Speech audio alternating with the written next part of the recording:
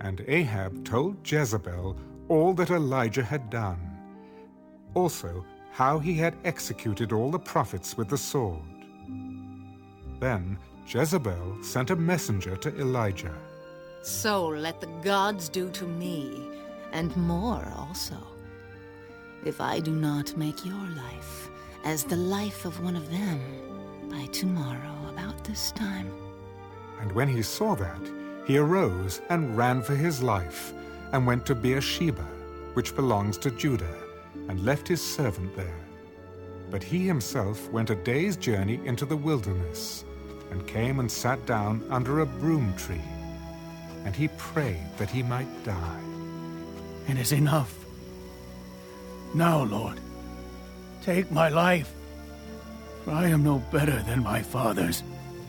Then, as he lay and slept under a broom tree, suddenly an angel touched him. Arise and eat. Then he looked, and there by his head was a cake baked on coals, and a jar of water. So he ate and drank, and lay down again. And the angel of the Lord came back the second time, and touched him, and said, Arise and eat, because the journey is too great for you. So he arose, and ate and drank, and he went in the strength of that food 40 days and 40 nights, as far as Horeb, the mountain of God.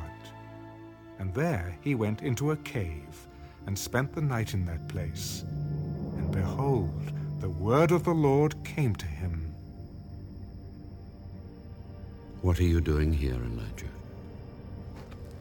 I have been very zealous for the Lord God of hosts.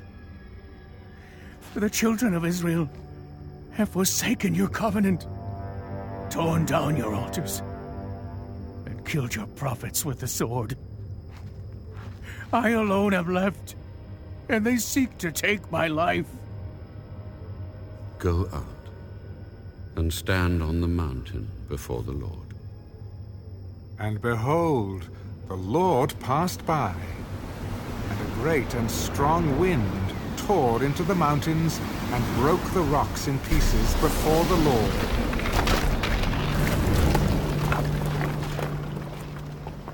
But the Lord was not in the wind. And after the wind, an earthquake. The Lord was not in the earthquake. And after the earthquake, a fire. But the Lord was not in the fire. And after the fire, a still small voice. So it was, when Elijah heard it, that he wrapped his face in his mantle and went out and stood in the entrance of the cave. Suddenly, a voice came to him. What are you doing here, Elijah?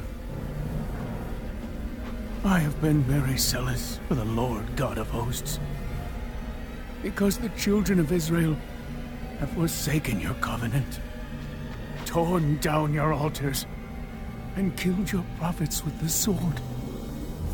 I alone am left, and they seek to take my life. Go, return on your way to the wilderness of Damascus, and when you arrive, anoint Hazael as king over Syria. Also you shall anoint Jehu the son of Nimshi as king over Israel, and Elisha the son of Shaphat of Abel-Maholah you shall anoint as prophet in your place.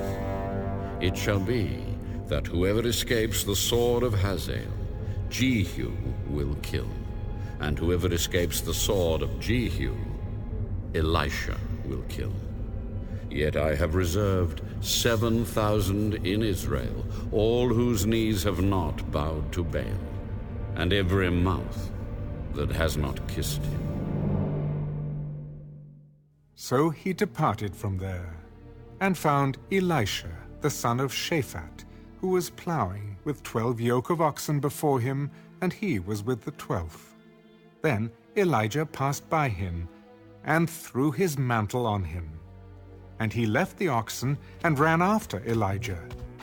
Please, let me kiss my father and my mother, and then I will follow you.